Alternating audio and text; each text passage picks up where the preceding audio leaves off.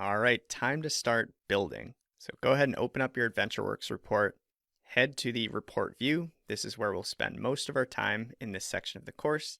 You may still have some visuals like this slicer and matrix from the DAX section. Feel free to delete those. We want to start with a nice blank canvas here. Now, I want to take just a minute or two to walk through the interface and get you nice and comfortable. And then what we'll do is create the report pages based on our sketch and start to add some of the basic shapes and images that will form the foundation for our dashboard. Now, starting with the ribbon here, the two views that we're going to really be focusing on are the insert and the view options. So for insert, this is where you can access all the different visuals to add to your canvas. I like to kind of drill down to see more details about each of these visuals. You'll notice you've got access to AI visuals here as well, which we're going to cover in the next section of the course. And this is also where you can access all of those basic elements like text boxes, buttons, shapes, and images. Now, one thing to note, if you don't see visuals included here in the Insert or the Home tab right here, you may be using an older version of Power BI, in which case you'll access those from a Visualizations pane.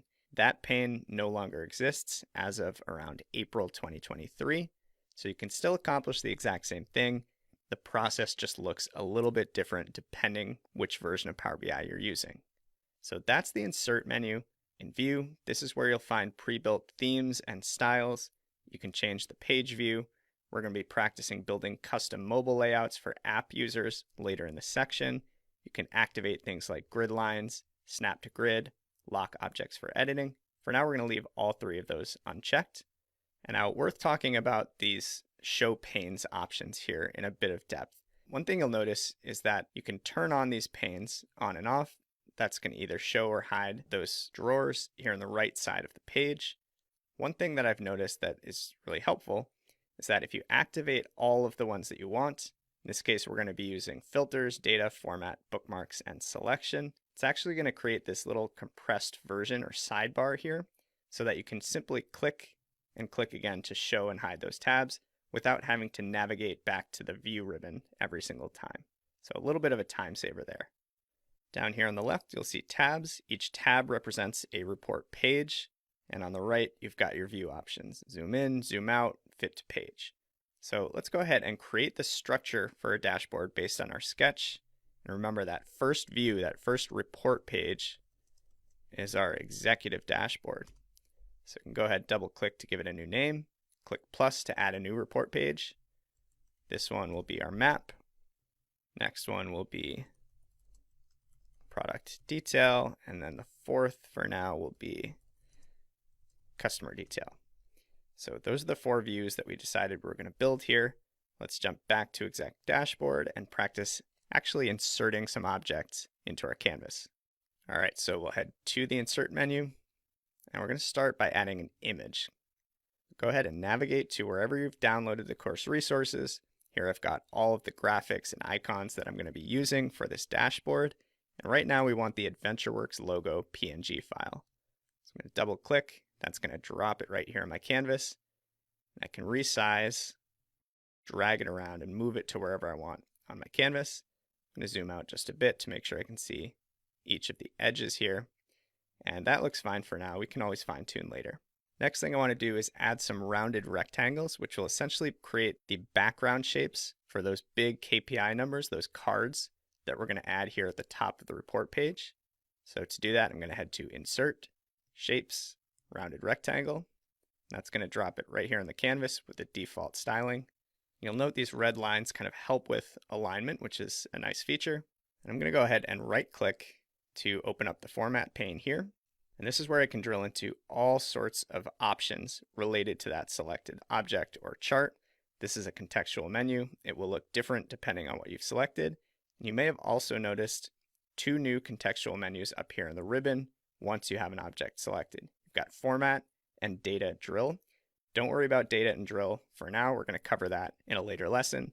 But the format options are actually really helpful.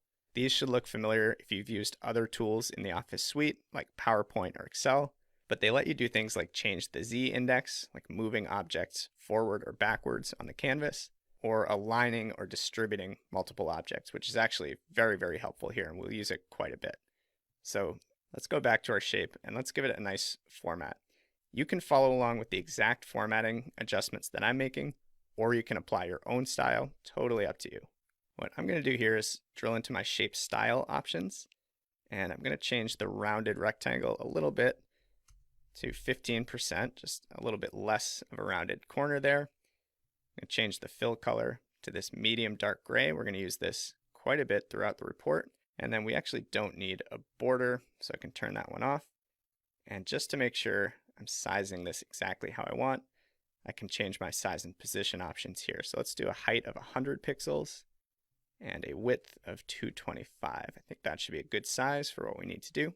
I'm going to drag this kind of roughly in place here. And now what I'm going to do is Control C to copy. I'm going to paste it 3 more times. Control V, grab that last version, and that last one's going to be somewhere over here on the report page. And check this out. Now what I can do is kind of rough these in a little bit, and then select a blank spot on the canvas, grab all 4 of those rounded rectangles, head to Format, Align, Distribute Horizontally, Align, Align Top. So that's looking pretty good. Still a little bit tight, I think, so I'm going to use the arrows to kind of fine tune this just a little bit. Select them again, Format, Align, Distribute Horizontally. That looks pretty good. Now, last thing I want to do in this lesson is add another shape, this time just a regular rectangle, and I want to create the background for that navigation on the left side here. So I'm going to resize it so it goes top to bottom. You can activate that format pane again, like so. Let's change the size to 45 width, which actually looks good. And all we need to do here is in the shape style options, let's just change the fill color to that same dark gray and turn off the border. So I think that's going to give us a nice background for the page navigation buttons that we'll create later on. And because this navigation bar will exist on every page of our report, I'm going to go ahead and copy it and paste it into our map page, our product detail page, and our customer detail page as well. So I think that should do it for now. Go ahead and save your report, and I'll see you in the next lesson.